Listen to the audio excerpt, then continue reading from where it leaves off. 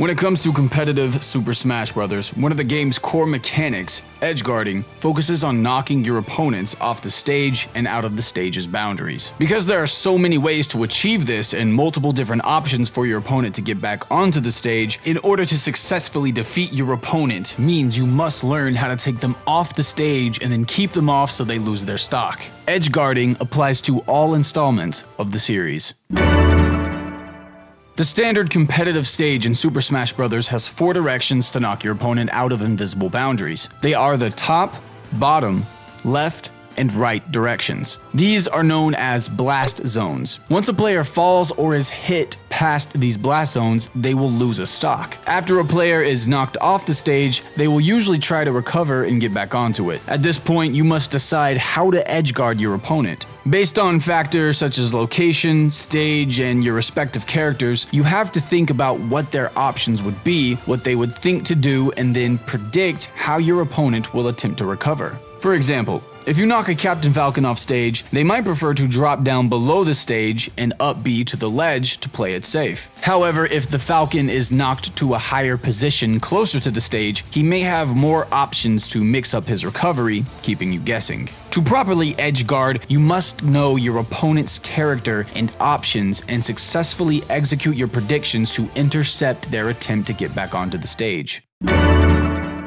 In Super Smash Bros. 64, Melee, Project M, and Brawl, only one player may grab and hang from the ledge at any given time, and any other players who try to grab it will simply fall past, not grabbing the ledge. This can be used to your advantage to defend the ledge from falling opponents who have exhausted their offensive options, such as when they're in the helpless state after using their up B. One common use of this is to grab the ledge right before a Fox or Falco uses their side B into it, and they will be denied the ledge, leading to them losing a stock. Grabbing the ledge while an opponent is recovering is also a great way to force their hand and manipulate them into recovering into an unfavorable position. For example, if Fox is about to recover but sees that Jigglypuff is holding the ledge, he may be forced to recover high over Puff, or horizontally just onto the stage to avoid being ledge hogged. But because Puff is forcing Fox to recover onto the stage, she can anticipate where he'll land and punish. Once a player grabs the ledge, they'll get invincibility for about a half a second, and this can be used to protect yourself from a recovery attack such as Marth's up B or Fox's up B.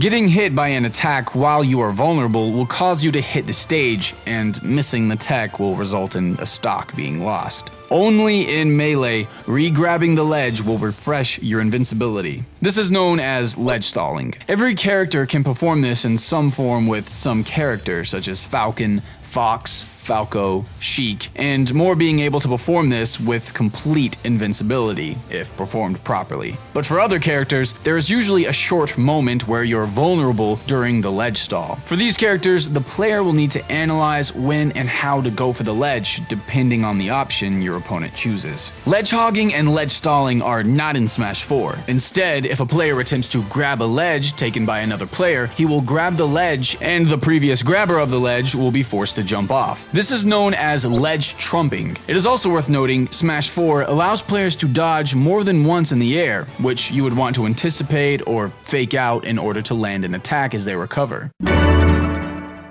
Once you have knocked your opponent off the stage, your next step is to make sure they do not get back on. This is when you need to think and react very quickly, as your opponent usually has several options to get back onto the stage. As the guard of the stage, you have several options as well. To generalize them, there are 3 different ways to edgeguard, all of which can be mixed with reading your opponents or limiting their options by covering possible outcomes. Going off stage and intercepting their recovery, also known as gimping. Go for the ledge and hog it, punishing your opponent if they land on the stage. Use the stage, the ledge, and/or your jump to hit the opponent as they attempt to recover. A popular form of the latter that occurs in Melee is a Falco dropping down from the ledge or the stage to jump up and back air or down air the oncoming opponent. It is up to you to decide which to choose. You may also attempt to limit your opponent's options, like a Falco lasering a Fox as he drops too low to side B to the ledge, or a Sheik who charges her down smash in order to knock off a player who approaches the ledge closely, pressuring the opponent to have a higher, more distanced approach, which in turn opens up more opportunities for you to punish.